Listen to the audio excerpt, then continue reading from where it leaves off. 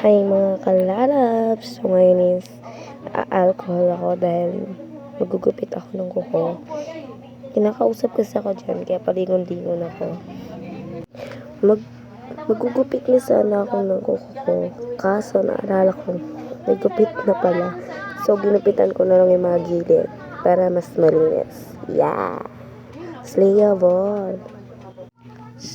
So, nasira ko siya dahil iikutin ko lang sana. Kaso, bilagla siyang napigtas.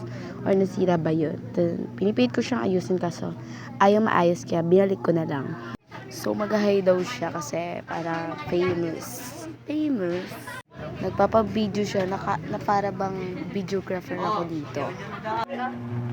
So, naisipan ko mag-spray ng buhok kasi matigas na siya. And, alikot ko kasi matulog. Kaya yan, tumigas siya. Ang tigas talaga ng buhok ko, kada gising ko sa umaga. Kaya yan, todo suklay. Pinipilit ko talaga siyang mawala yung mga buhol. Kasi yung ginawa is, magpupunas ako ng mukha ko kasi hindi ako nakakapaghilamos dahil walang tubig yan. Walang tubig.